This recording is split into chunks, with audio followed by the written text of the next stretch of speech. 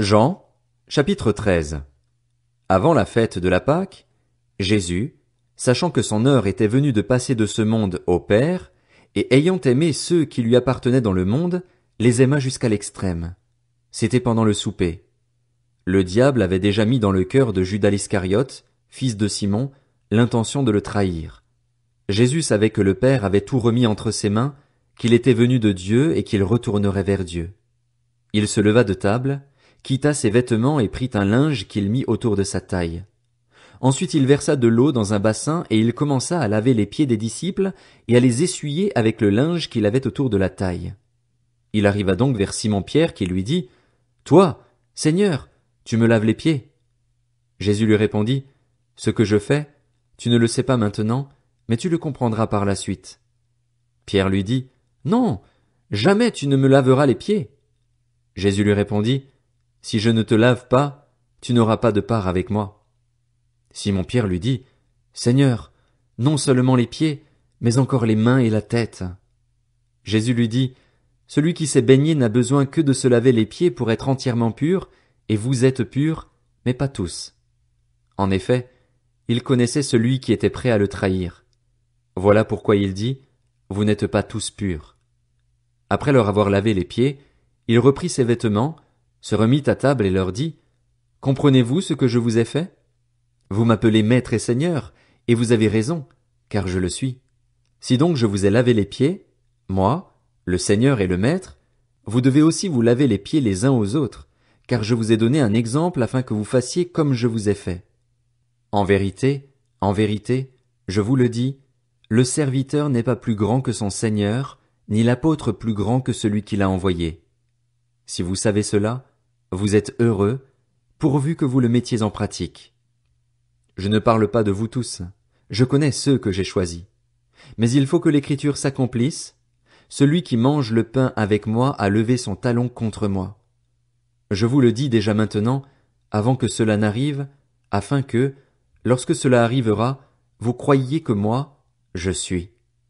En vérité, je vous le dis, qui reçoit celui que j'aurai envoyé me reçoit, moi, et qui me reçoit celui qui m'a envoyé. » Après avoir dit ces paroles, Jésus fut profondément troublé, et il déclara solennellement, « En vérité, je vous le dis, l'un de vous me trahira. » Les disciples se regardaient les uns les autres, sans savoir de qui il parlait. Un des disciples, celui que Jésus aimait, était à table à côté de Jésus. Simon-Pierre lui fit donc signe de demander qui était celui dont parlait Jésus. Ce disciple se pencha vers Jésus et lui dit, « Seigneur, qui est-ce? » Jésus répondit, « C'est celui à qui je donnerai le morceau que je vais tremper. » Puis il trempa le morceau et le donna à Judas, fils de Simon, l'Iscariote. Dès que Judas eut pris le morceau, Satan entra en lui. Jésus lui dit, « Ce que tu fais, fais-le rapidement. » Aucun de ceux qui étaient à table ne comprit pourquoi il lui disait cela. Comme Judas tenait la bourse, quelques-uns pensaient que Jésus lui disait, « Achète ce dont nous avons besoin pour la fête », ou qu'il lui demandait de donner quelque chose aux pauvres. Après avoir pris le morceau, Judas sortit aussitôt. Il faisait nuit. Lorsque Judas fut sorti, Jésus dit, « Maintenant, la gloire du Fils de l'homme a été révélée et la gloire de Dieu a été révélée en lui. Si la gloire de Dieu a été révélée en lui, Dieu aussi révélera sa gloire en lui-même, et il la révélera très bientôt. Mes petits enfants, je suis encore avec vous pour un peu de temps. Vous me chercherez, et ce que j'ai dit aux Juifs, vous ne pouvez pas venir où je vais, je vous le dis à vous aussi maintenant. Je vous donne un commandement nouveau. Aimez-vous les uns les autres. Comme je vous ai aimés, vous aussi, aimez-vous les uns les autres. C'est à cela que tous reconnaîtront que vous êtes mes disciples, si vous avez de l'amour les uns pour les autres. » Simon-Pierre lui dit, « Seigneur, où vas-tu? » Jésus répondit, « Tu ne peux pas me suivre maintenant là où je vais, mais tu m'y suivras plus tard. » « Seigneur, lui dit Pierre, pourquoi ne puis-je pas te suivre maintenant? Je donnerai ma vie pour toi. » Jésus répondit, « Tu donneras ta vie pour moi?